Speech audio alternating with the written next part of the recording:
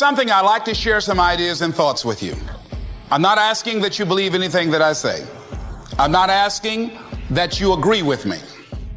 And if there's something that I say that can fit and work for you, I say use it.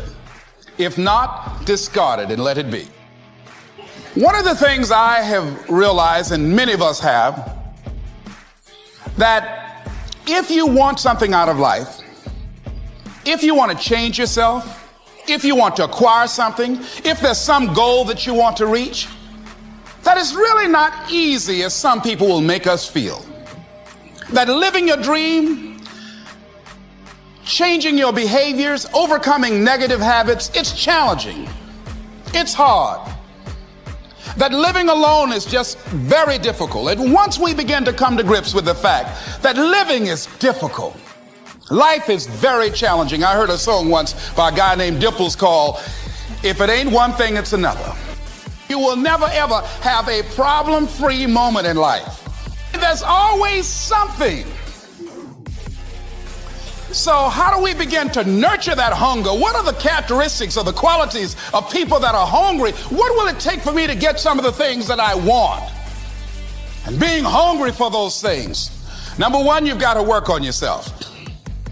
It's very important that you engage in an ongoing process to develop you. Spend more time on yourself than what you've been spending. It's whatever it is that you want to do. You want to do it massively. I have a friend who was telling me that his sales were down. I said, well, how many phone calls you make a day? He said, 25. I said, double them. Make 50 or 75 or 100. He said, oh man, that's just too much. What do you mean too much? You behind on your bills? You're talking about too much? You know one way to get back on your feet real quick is to miss 2 car payments? There's no competition out here. Decide that you're going to push yourself. Most people won't do that. Most people give up on themselves easily. You know the human spirit is powerful. There's nothing as powerful. It's hard to kill the human spirit. They asked Benjamin Disraeli, a man who became the head of a country at a time when Jews were not allowed out after 10 o'clock. They said, how did you do it? How did you achieve it against such great odds? It's very important. You owe that to yourself. I was reading a book by Og Mandino called The University of Success. Read one line, gave me a chill. I didn't have to read anything else in the book. He said, many of us never realize our greatness because we become sidetracked by secondary activity. We spread ourselves too thin, don't know how to say no. And we find ourselves doing all kinds of things and never ever have time to do those things that we need to do to work on ourselves. And then there goes a second, there goes another second, there goes another second, and we can't stop and hold time. And before you know it, you wake up one day and you're behind on your dreams and your bills. So decide that you're going to take some time to work on you, that you deserve that from yourself, that your life deserves some prime time. Because you are creating your own production. As Michael Todd would say, you are the star of your show. You are the director. You're writing the script. And you will determine whether your life is a smash office hit or flop. You determine that. Working on yourself, talking to yourself. That's so very important. He said, nothing can resist the will of a people that will stake even their existence on the extent of their purpose for good.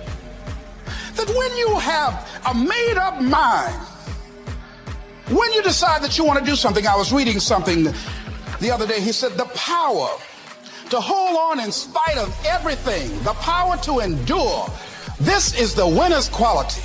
The hunger, the ability to face defeat again and again without giving up. This is a winner's quality. You have that quality within you. When you're hungry, you don't care about the facts. You don't care about the art. There's greatness in you.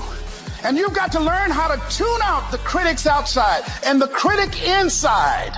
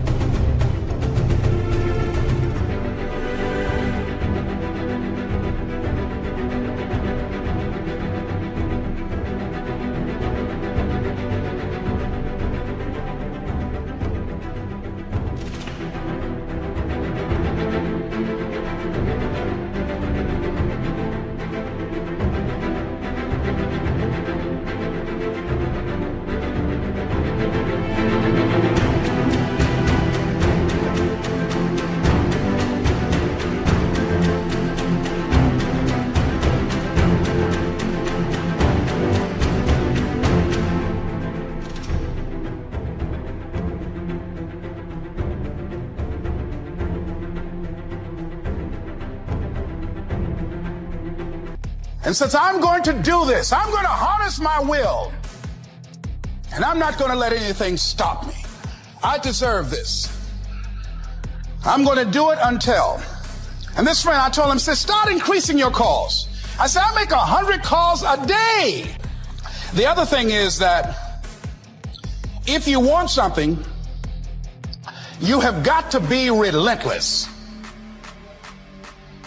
Overcoming the negative conversation, that inner dialogue that's going on all the time, even when you don't want it to be there. You can't stop yourself right now from thinking. You can't do it. It's going on. And so learning how to empower yourself, part of doing that is standing up to yourself. You've got to stand up inside yourself sometimes and say, shut up. You've got to do this. I was going to give a presentation, and this voice inside of me saying, you can't do this. You don't have everything it takes. I shut up. You'll get scared sometimes. Your mind will go blank on you.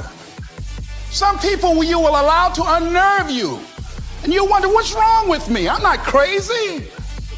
That's why you've got to learn to make a conscious, deliberate, determined effort to stand up inside yourself. Working on yourself, watching that inner dialogue, it will determine the quality of your life. When you're working on something you want to achieve, you have got to stand up to that voice. You've got to sell yourself every day on your abilities, on what you're doing, on the goal that you want to reach.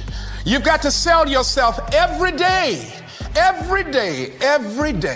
according to your level of belief. It will manifest itself in what you're doing.